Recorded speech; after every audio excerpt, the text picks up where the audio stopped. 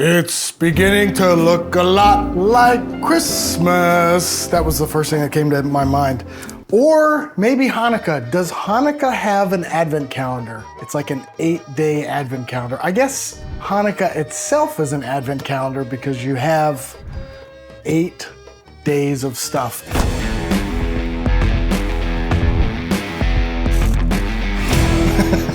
Welcome back to the Box Builder Breakdown. I'm the Box Builder coming to you live from Giver HQ.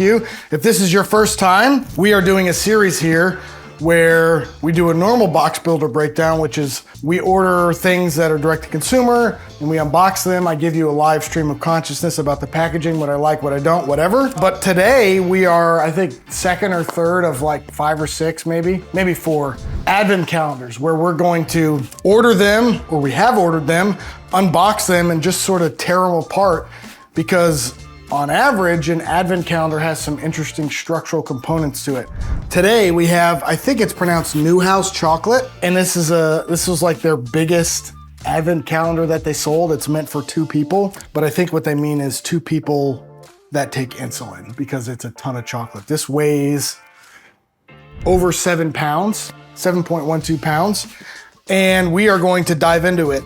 It's shipped with some cold packs in it, which is nice. Okay, first things first, doorstep impression.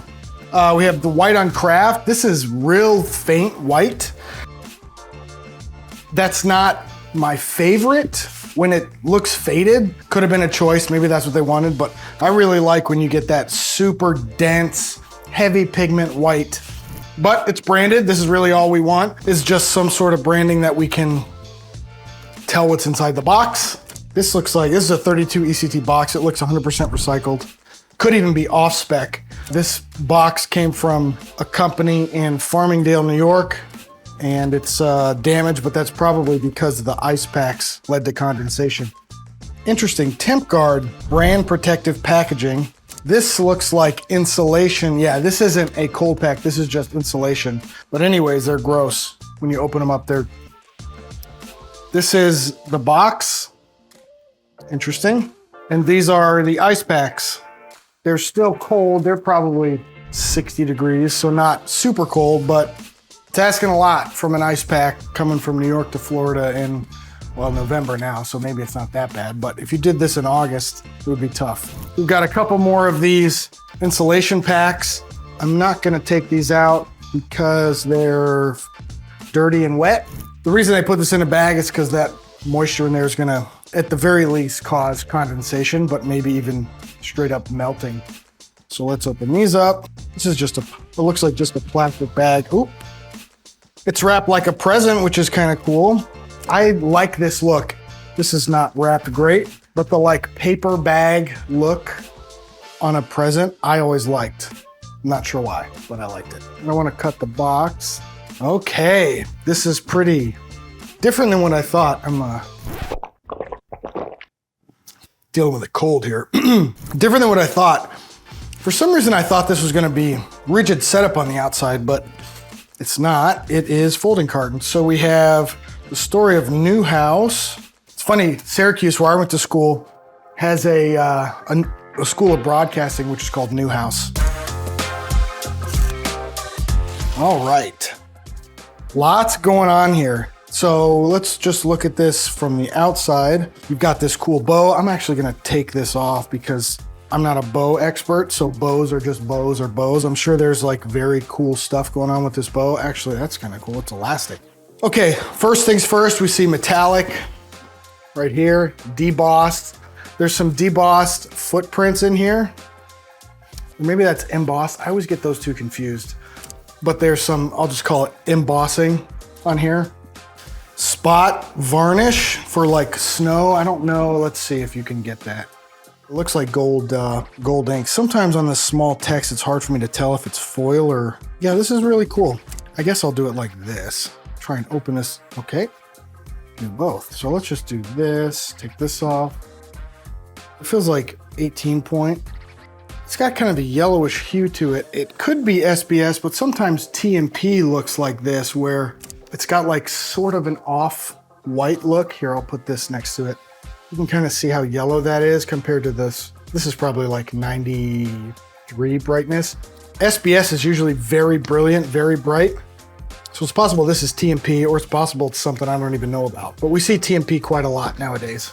It's cheaper than SBS. I'm surprised it's printed this nicely, although I guess it's coated anyways. So this is finished in, I'm guessing if it's soft touch, it's very subtle, not like the Preston Lane. There's a video out with Preston Lane where there's a much more rich feeling soft touch. This could just be matte, I'm not sure. This is where the rigid setup part came in. I was right, there is a component of this that's rigid setup. We've got this, oh, that's cool. This looks like a butterfly bandage. Do some surgery here. Very, very cool. So we've got what looks like, yeah, so it's rigid setup on the outside, rigid box on the outside, and then folding carton on the inside, glued to the outside. I'm gonna pull these out. There's a reason this was like 200 bucks, because this is probably a lot of hand labor to fill and assemble this.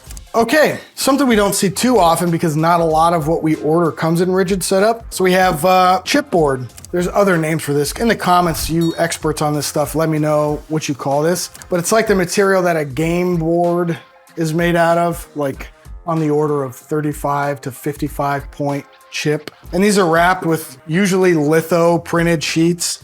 This one looks like paper and not vinyl. So it's like maybe 60-pound stock, and they just like glue these to the outside of this box. These are cut so that they can fold.